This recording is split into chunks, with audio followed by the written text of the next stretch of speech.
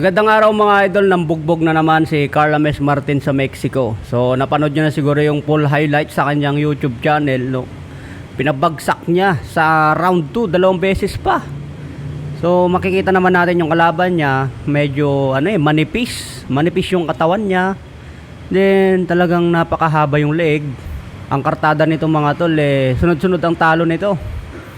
Kaya wala, winasak lang ni Wonderboy Martin. Kung baga ito yung tinatawag nilang tune up. Kaya minadali ni Wonderboy. Itong unang laban ni Wonderboy sa labas ng Pilipinas. Kaya pinakita niya ang lakas niya sa Mexico. So ganyan talaga mga tol kapag malakas ang Pinoy. Malakas din naman yung kalaban mga tol, kaso mas malakas lang talaga ang Pinoy.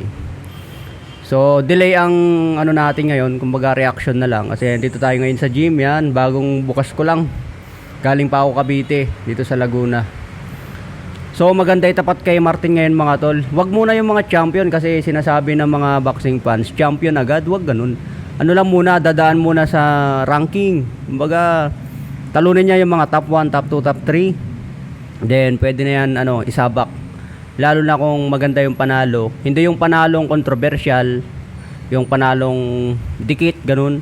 Kailangan ang magiging panalo niya impressive, yung talagang pulbos ang kalaban.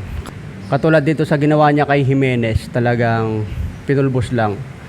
Mamayang hapon mga tol, labangan natin laban ni Tapales. Dadayo naman sa Cambodia. Yan, meron tayong isa rito, bagong bukas ko lang. Sakto nagbuhat. Shout out ka bro! Sakto nagabang pala sa labas nung pagbukas ko. Mamaya mga tol, si Tapales naman. So tingin ko pulbos din yun. Wawasakin lang din ni Tapales yun, yung kalaban niya. So congrats kay Wonderboy Martin sa yung panalo. Talaga namang impressive. So ang request ngayon ng maraming fans, yung medyo dekalidad daw.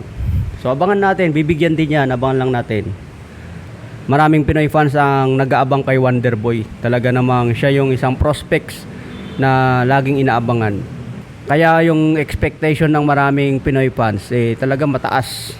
Alam nyo naman dito sa Pinas mga tol, kapag mataas ang expectation tapos di mo na ibigay, ibabash ka pa. So ganyan talagang boxing, mahirap din.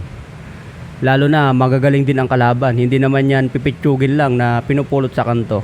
Okay mga tol, so update natin mamaya si Tapales. Dito lang tayo sa Barangay Dila, Santa Rosa, Laguna.